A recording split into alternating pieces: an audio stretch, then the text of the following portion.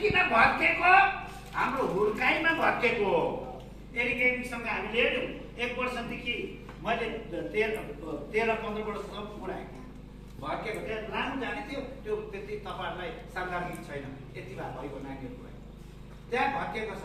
अब भत्केको छ भने चाहिँ बिहा भन्ने कुरा चाहिँ नि छोरीहरू नातिनीहरू, बिहा भन्ने कुरा चाहिँ जित होइन, हार हो। म चिच्छु, म नै भएन, तँ त चुपचाप बस्नु, त म मरत त म कमाउने, तँ हुँदैन त्यो पहिला त्यो हुँदैन। के म त मैले त कमाउँदैछु, तिमीले के मरत भएर गाई हुँदैन हुँदैन। Adjustment, compromise. त्यसकारण 33 वर्षसम्म यसो हेऱ्यो भने नि मैले मेरो लाइफलाई यसो बाफ्रे त्यस्तो मान्छेसँग म बसेकै रहेछु, उसले पनि सोच्दै होला यो बुढोसँग म बसेकै। कति राम्रो यात्रा है जीवनको यात्रा। त्यो नारायण गोपालले गीत गाएको छ नि, मलाई मनपर्छ। भरे फेरि एकान्तमा रुन त छँदैछ है। But it's a journey. Life is a journey. We work together. Nobody is perfect. We are human being. हामी मानव भएको कारणले मानव कमजोरीसँग जिएको छौँ।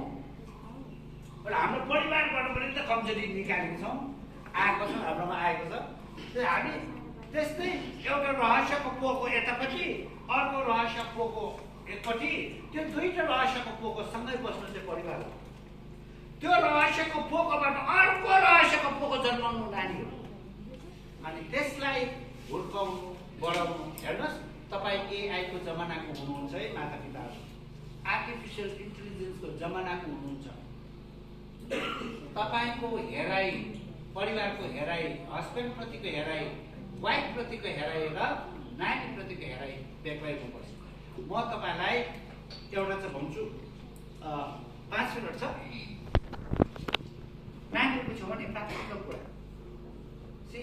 मेरो वाइफ त म त लाच्चे हो, सबैले लाच्चे सुँदो हुन्छ भन्छ। म यसो हेर्छु आफैलाई सुँदैछु जस्तो लाग्छ।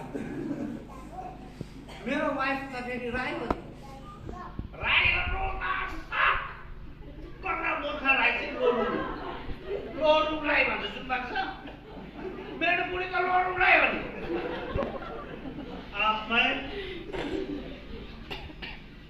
तर we live together. हामी लडाइँ गर्छौँ, तर एउटा कुरामा चाहिँ याद गर्नुहोस्, नानीहरू छेउमा हामी कहिले पनि